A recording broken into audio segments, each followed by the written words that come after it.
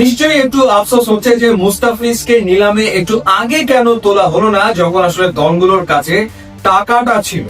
যে সময় মুস্তাফিজকে নিলামে তোলা হলো তখন আসলে অনেকগুলো দলের কাছে টাকাটা নেই। তারপরেও হাড্ডাহাড্ডি লড়াই শুরুতেই হলো চেন্নাই সুপার কিংস এবং দিল্লি ক্যাপিটালস এর ভেতরে। এমনটা হওয়ারই কথা, এটা সবাই অনুমান করেই ছিল। এবং এই দুই দলের লড়াই চলল 5,20,00,000 রুপি পর্যন্ত। এবং তখন মনে হচ্ছিল মুস্তাফিজের গন্তব্য হতে চলেছে আরো একবার চেন্নাই সুপার কিংস, কিন্তু ঠিক সেই মুহূর্তে এন্ট্রি নিল কলকাতা নাইট রাইডার্স। কে জানতো যে কলকাতা নাইট রাইডার্স মুস্তাফিজকে নিয়ে প্ল্যান করে রেখেছে। মাথিসা পাতিরানাকে দলভুক্ত করার পর তাদের টার্গেট ছিল মুস্তাফিজুর রহমান, এবং এরপর চেন্নাই সুপার কিংস এবং কলকাতা নাইট রাইডার্স এর ভেতরে চললো হাড্ডাহাড্ডি লড়াই এবং অবশেষে 9,20,00,000 রুপিতে মুস্তাফিজ কলকাতা নাইট রাইডার্স এ যোগ দিলেন প্রথমবারের মতো। এর আগে মুস্তাফিজ 5টা দলে খেলেছেন আইপিএল এ, সব মিলিয়ে 8টা সিজনে তিনি খেলেছেন, কিন্তু কখনোই কলকাতা নাইট রাইডার্স এর হয়ে তার খেলা হয়নি। দিল্লি ক্যাপিটালস এর হয়ে 3বার খেলেছেন, সানরাইজার্স হায়দ্রাবাদের হয়ে তিনি 2বার খেলেছেন, চেন্নাই সুপার কিংস এর হয়ে তিনি 1বার খেলেছেন। সুতরাং তাকে নিয়ে যে একটা লড়াই হবে সেটা অনুমান করাই যাচ্ছিল, কিন্তু সেটা 9,20,00,000 গিয়ে ঠেকলো।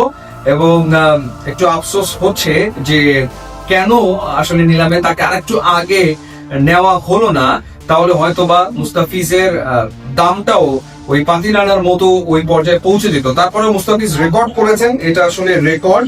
বাংলাদেশি ক্রিকেটার যারা আইপিএল এ খেলেছেন তাদের ভেতরে মুস্তাফিজ রেকর্ড করেছেন। মাশরাফি বিন মুর্তজা 2009 সালে $6,00,000 খেলেছিলেন কলকাতা নাইট রাইডার্স এ, এবং ডলার রুপির বর্তমান যে হিসেব তাতে করে দামটা হচ্ছে 5,45,00,000 রুপি।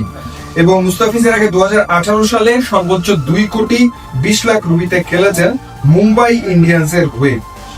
এবং এটি তার ষষ্ঠ দল, যেটা বলছিলাম। এবং আইপিএল এর ক্যারিয়ারে 8 মৌসুমে মুস্তাফিজ 60 ম্যাচ খেলে 65 উইকেট পেয়েছেন। তো মুস্তাফিজ তো খেলছেন, এর আগে 7টা সিজন তো তিনি খেলেছেন আইপিএল এ, 8টা সিজন তিনি খেলেছেন আইপিএল এ, কিন্তু কখনোই তিনি তার আসলে যোগ্য যে প্রাইস সেটা কখনোই পাননি। বেশিরভাগ ক্ষেত্রে বেস্ট প্রাইসেই তাকে দলে নেওয়া হয়েছে। এবারই আসলে মুস্তাফিজ সত্যিকার অর্থে তিনি একেবারে যথাযথ যে পারিশ্রমিক বা তার যে দামটা হওয়া উচিত সেটা আসলে পেলেন, যেটা সত্যিকার অর্থে রেকর্ড। এবং Kolkata night Riders definitely Pathirana এবং মুস্তাফিজকে নিয়ে প্ল্যান করবে, এবং মুস্তাফিজ একটা দুর্দান্ত আইপিএল খেলবে সেটা তো সবারই প্রত্যাশা। কিন্তু বাংলাদেশ ক্রিকেট বোর্ড মুস্তাফিজকে পুরো আইপিএল এর জন্য এনওসি দেবে কিনা সেই প্রশ্নটা থেকেই যাচ্ছে, কারণ বাংলাদেশের নিউজিল্যান্ডের বিপক্ষে হোয়াইট বল সিরিজ রয়েছে।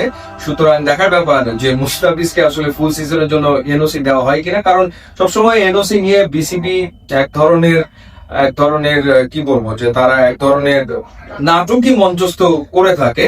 তো সেই ক্ষেত্রে এবার কি সিদ্ধান্ত নেয় সেটা দেখার ব্যাপার। ইউটিউব ইনস্টাগ্রাম লিঙ্ক আছে, আপনারা যদি খুবই খুশি হবো। And thanks for watching.